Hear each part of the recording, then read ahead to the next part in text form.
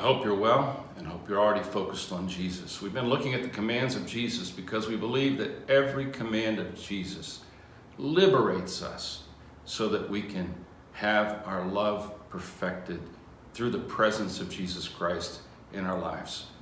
We know that it is impossible for our love to be perfected unless we are in contact with perfect love, moment by moment, 24 hours a day, 7 days a week. And this perfect love, Jesus Christ, who was made flesh and dwelt among us, lives in every believer by the Holy Spirit that God has given to us. It's Christ in you, the hope of glory. And glory means making love visible and available. Every commandment of Jesus liberates. We are looking at Matthew chapter 5, and we're looking at 28 characteristics of a person that is having their love perfected by Jesus. We've already seen two in the blesseds that Jesus uses here as the Beatitudes. He says, "Blessed are the poor in spirit, for theirs is the kingdom of heaven. Blessed are those who mourn, for they shall be comforted." These two go together. One without the other just doesn't work. First, we need to be poor in spirit. We need to be what I call at sacred zero, meaning empty. Some call this complete surrender. It is that way that we renounce everything except God in our lives. And we say, I will not need anything except God in my life. It's what David did when he said, "The Lord is my shepherd, I shall not want." It's a complete emptying so that we can be filled with the perfect love of God. This is a very painful process, but it must be the first step in all perfecting of human love. The second is, "Blessed are those who mourn, for they shall be comforted." These are tears that are transformed into compassion. When you add poverty of spirit, this surrender, to pain that has been transformed into a willingness to love and show compassion to those who also suffer, the two of these together produce the third. "Blessed are the meek, for they shall inherit the earth."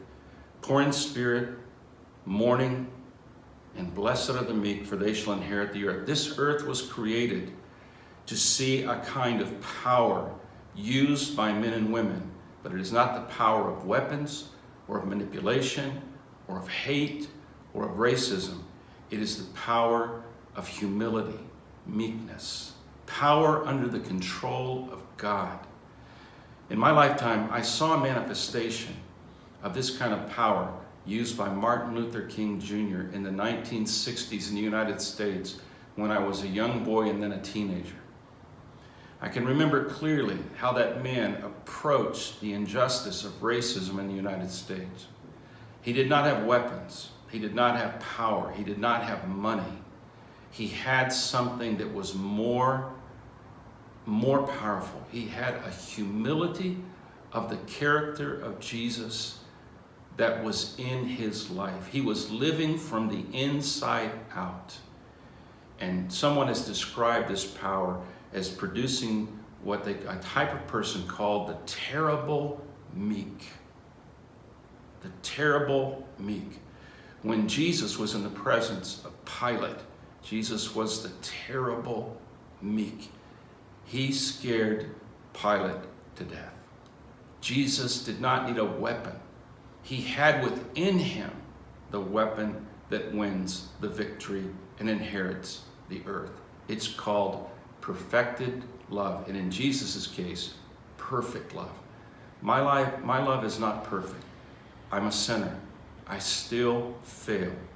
But I'm on this path. These characteristics are beginning to be more and more mine, one day at a time, because Jesus lives in me, and he is the perfect love that will perfect my love. Can you see these three together? Poverty of spirit, total surrender, tears that are turned into compassion, and that produces the terrible meek. It makes you a person that cannot be manipulated, cannot be led to hate. It makes you a person that moves in this world like sheep among wolves. But make no mistakes, the sheep that have the shepherd are the terrible meek. It is powerful to be walking in the presence of perfect love and having your love be perfected. Stay on the path. The way is truly Jesus.